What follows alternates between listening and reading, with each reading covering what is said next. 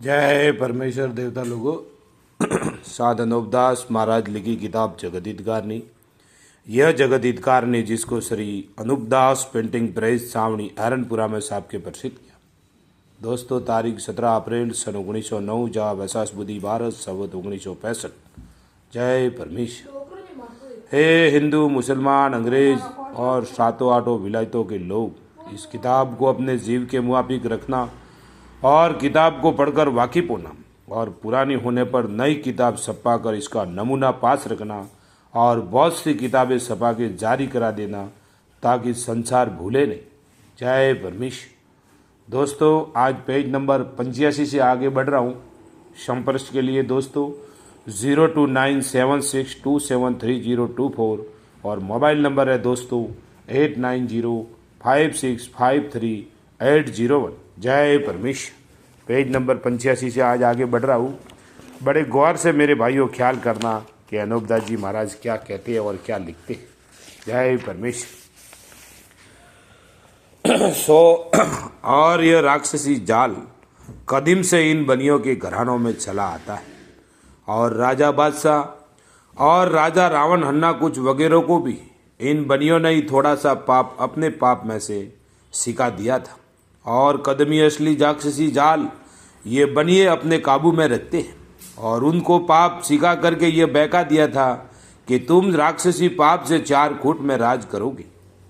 जब रावण अन्ना कुछ वगैरह ने वो पाप करना शुरू किया और संसार को उस पाप की खबर पड़ती गई तो संसार के लोग उस पाप को छुड़ाते गए।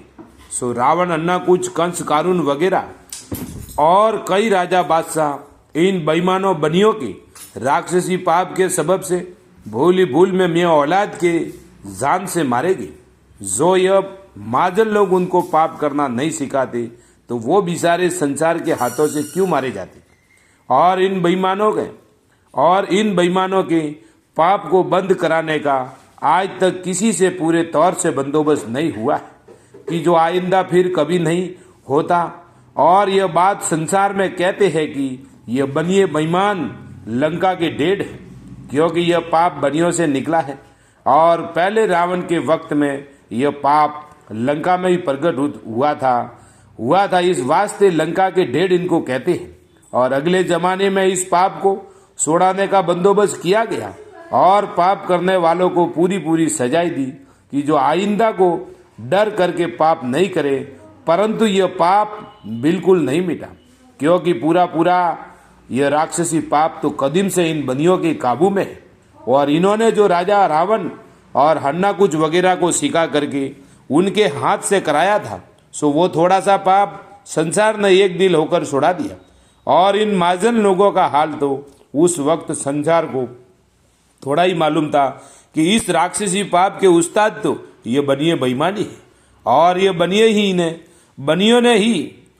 बनिए ही दूसरों को सिखा करके पाप कराते हैं।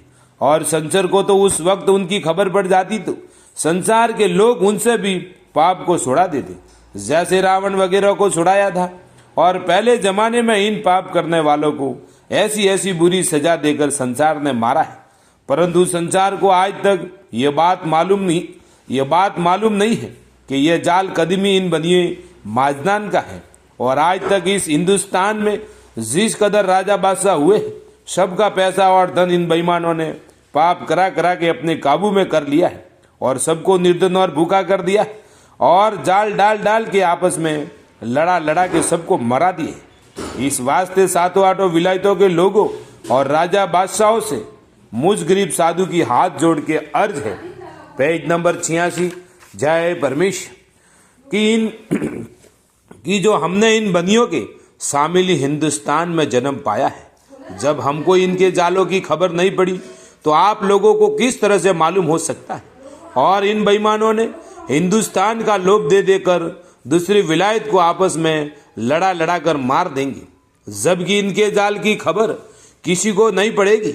और ये बनिए लोग आप लोगों को नावाकिफ और भूला हुआ जानकर और अपने कुल में से किसी आदमी को फकीरी वगैरह के भेष में आप लोगों के पास भेज के रावण वगैरह की तरह से थोड़ा पाप अपने पाप में से सिखाकर आप लोगों के हाथ से पाप करावेंगे और आप लोगों को ऐसा ऐसा लोभ देवेंगे कि राक्षसी पाप के सबब से आप लोगों की बादशाह हिंदुस्तान और सातों आठों विलायतों में हो जाएगी।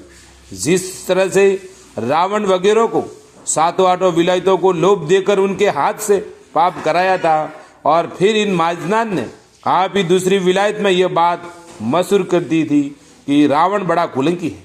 आखिर रावण उस पाप करने के सबब से संसार के हाथों से मारा गया। सो यह सौदागर महाजन रावण की तरह से आप लोगों को सातों आठों विलायतों का लोभ देकर और आप लोगों के हाथ से पाप करा के रावण की तरह से आप लोगों के बच्चों को मरा देंगे।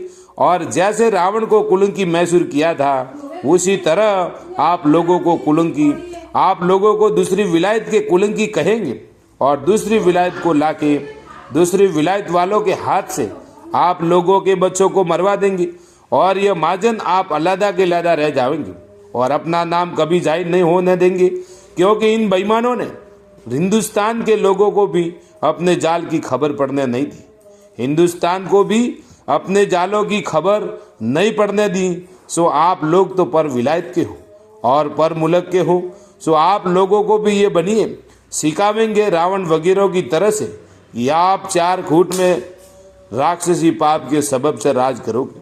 और जब आप लोगों को भूल जाओगे और ये बनिए दूसरी विलायत में आप लोगों को प्रकट कर देंगे कि फलाना बादशाह कुलंकी है, और आप लोगों के नाम आप लोगों को भी सिखावेंगे तो भी ये कहने को लग जाएंगे कि और दुनिया में ये बातें सलाह देते हैं कि फलाना बादशाह कुलंकी है।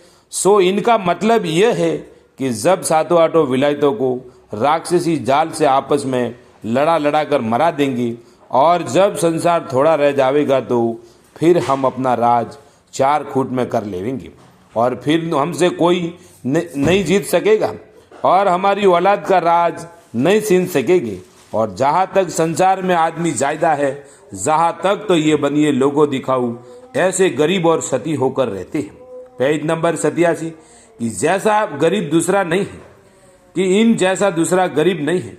सो सातों आठों विलायतों के लोग और राजा बादशाह आपस में मिलके इस पाप को छुड़ाओ तो सब संसार का भला हो और सबकी औलाद उभरे। नहीं तो ये लोभ ही लोभ में कुछ किसी के हाथ नहीं आवेगा और अपनी औलाद को मरवा दोगे। और हिंदुस्तान को तो इन महाजनान ने आपस में लड़ा के और बुद्धि भ्रष्ट कर दी है। सो गारद कर देंगे और कुछ रही सही है सबको अब आप लोगों को हिंदुस्तान में लाकर हिंदू मुसलमान के बच्चों को आप लोगों के हाथों से गारद करा देंगे। और जिस तरह से कि ये बनिए हमारे साथ में पेश आए उसी तरह से आप लोगों के साथ में पेश आवेंगे। अगर ऐसा हाल पेशतर से जाहिर होता तो इन बनियों की औलाद तक बादशाह बाकी नहीं रखता और हलाल कर डालता। और इस बात की भी बादशाह को खबर होती कि ये बनिए दूसरे बादशाह को लाकर हमारी औलाद से राज छुड़वा देगा और उनसे राज करा देवेंगे और हमको गारद करा देंगे और सब धन हमारा ले लेवेंगे। तो बादशाह इन बनियों की जड़ और औलाद अपने राजधानी में नहीं रहने देता और गारद करा देता। परंतु क्या किया जाए कि पहले इन बनियों के जाल की खबर नहीं पड़ी, इससे ये बनिए सलामत रह गए। इस वजह से इन बनियों ने फिर अपना राक्षसी जाल पाप चला दिया कि जो आज दुनिया में चल रहा है, जिस पाप से करोड़ों आदमियों को हैजा वगैरह की बीमारी लगा करके मार देती है और साल ब साल मारते जाते हैं। क्योंकि जिस कदर पहले आदमी थे उस कदर अब कहाँ है, बल्कि दिन दिन और साल साल कम होते जाते हैं। जिसकी वजह यह है कि इस जमाने में भी राक्षसी पाप से आदमी कम पैदा होते हैं और उम्र भी कम पाते हैं। और पहले अच्छी तरह से फलते फूलते थे और उम्र भी बहुत पाते थे और कोई औरत बांझ नहीं रहती थी, इससे कोई भी बेऔलाद नहीं रहता था और सबके ही औलाद होती थी, इससे जायदा थी। और अब तो बेऔलाद बहुत से हैं कि जो औलाद के वास्ते तरसते हैं। जिसकी वजह यह है कि जो बनिए औलाद ना होने के बारे में पाप कराते हैं। जब औरत के औलाद नहीं होती है तो वो औरत बांझ रह जाती है और उसके नाम का पाप छोड़ देते हैं तो उसके औलाद हो जाती है तो फिर वो औरत बाज नहीं कहलाती है। सो ऐसे जाल और फरेब सब इन बंदियों के हाथ में है, जे चाहे वही कर सकते हैं। इससे मैं आप लोगों को जल्दी वाकिफ करता हूं कि इनके पाप को छुड़ाने का बंदोबस्त जल्द करो ताकि सजग हो जावे। जय परमेश्वर। दोस्तों, कल पेज नंबर 88 से आगे चालू होगा। शाद अनूपदास महाराज लिखी किताब जगत हितकारनी। यह जगत हितकारनी जिसको श्री अनूपदास पेंटिंग प्रेस चावनी एरनपुरा में साहब के प्रसिद्ध किया। तारीख 17 अप्रैल सन 1909 जहाँ वैसाख बुद्धि भारत संवत 1965। जय परमेश्वर। हे संचार के लोगों, ये किताब कोई ज्ञान और मजहब के बारे में नहीं है। ये किताब सिर्फ न सिर्फ अपनी औलाद और कुल जहान की औलाद बसने के वास्ते आप लोगों को हिदायत है कि साथ गौर से इस किताब के मजमून को और अपना फर्ज जान के और अपनी अपनी औलाद बसने के लिए जरूर अपना पढ़कर बंदोबस्त करें, वरना ये हिंदुस्तान के बनिए सबको बिना मौत मार देगी। जय परमेश्वर। संपर्क के लिए दोस्तों 029762733024 और मोबाइल नंबर है दोस्तों 8905653801। जिस किसी भाई को किताब चाहिए तो इस नंबर पर संपर्क करें, आपको किताब कुरियर द्वारा घर पे पहुंच जाएगी। जय परमेश्वर, जय परमेश्वर, जय परमेश्वर।